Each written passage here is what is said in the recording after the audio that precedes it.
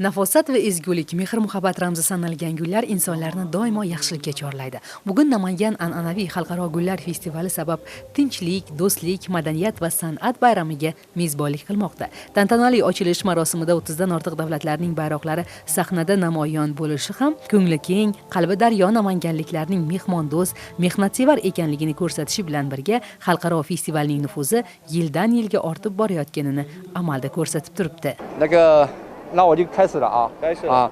Bir yildan buyon Namanganda yashil energetika sohasida ish olib boryapmiz. Ya'ni chiqindilarni qayta ishlash orqali elektr energiyasini olish borasida yangi loyihani hayotga tatbiq etmoqdamiz. Umuman olganda, festivalni tabiatga bo'lgan mehr-muhabbat ramzi sifatida tushundim. Bu yerdagi odamlarni yuzlaridagi xursandchilikni ko'rib, o'zim ham hayratdaman. Haqiqatan ham sizni quyoshli yurtingizda gullarni boshqacha yaxshi ko'rishlariga guvohi bo'lyapman. Festival sabab Namangan shahridagi Zaxirada Muhammad Bobur nomli bog'ning kiraverish darvozasi unga tutash manzillar mahalliy va xorijiy mehmonlar bilan gavjum bo'ldi. Qalblarda kechayotgan hayajonni, kechinmalarni esa ta'riflashga til ojiz. Hattoki yoshi ulug' nuroniylar ham dorilamon kunlarga shukrona aytib, duoda bo'lmoqdalar. Gullar festivali bo'lyapti. Shunaqangi bir xursand bo'lib hamma bilan ko'rishsak, quchoqlashib muborak bo'lsin deyishyapti. Bu gullar bayrami ilohim bardavom bo'lsin. Ilohim yurtimiz tinch bo'lsin. Osmonimiz musaffo bo'lsin. Xalqimiz farovon bo'lsin.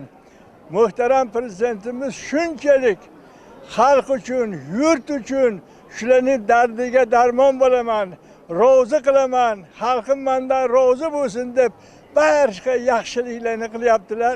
Biz nuroniylar, minglab nuroniylar kamarbastamiz. Doimo xizmatga tayyormiz. Yurtni tinchligi, xalqning farovonligi uchun. Namanganning tarixiy qadriyati xalqaro gullar festivali joriy yilda 64-marotaba o'tkazilyapti. Buning uchun viloyatimizda katta tayyorgarlik ko'rildi. Go'zallikka shaydo ko'ngillar 40 kun davom etadigan xalqaro anjumanda rang-barang gullar, ularning savdo-sotig'i, betakror kompozitsiyalar bilan birga turli madaniy-ma'rifiy tadbirlarga guvoh bo'ladilar.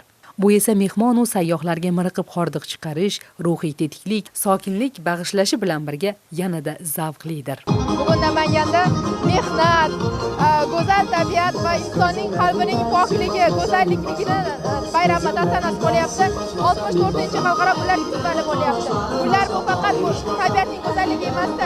Bu insonning qalbini pokligini ifodalamaydi. Gul bu muhabbat, gul bu yaxshilik ramzi. Gulni yaxshi ko'radigan insonning yomoni bo'lmaydi. Shuning bu bayram bilan tabriklagan holda Namanganimizga kelib, shahrimizning flora va faunasidan zavqlanib, kelib mehmon bo'lib ketishingizni kutamiz. Albatta Namanganga keling.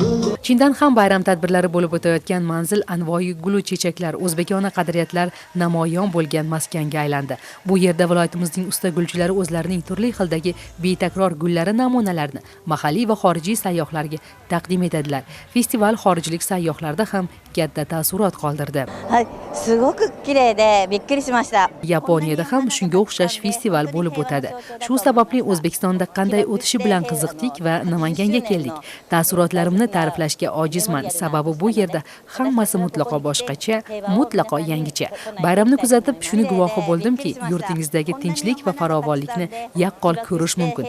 Avtoparadda ham milliylikni, Namanganning drayver yo'nalishlarini, qisqacha aytganda iqtisodiy tomonlarini guvohi bo'ldim. Bayram juda ham chiroyli o'tmoqda. Festival Namanganning xalqaro maydondagi haqiqiy brendi desak mubolag'a emas. Sababi butun shaharni anvoyi gullarga burkash orqali tabiat inson mehnati bilan yaratayotgan go'zallikni ko'z-ko'z qilishga oshiqayotgan namanganliklar bu gal ham yangi o'ziga xos gul kompozitsiyalarini namoyish etib, barchani hayratiga sabab bo'lish niyatidalar.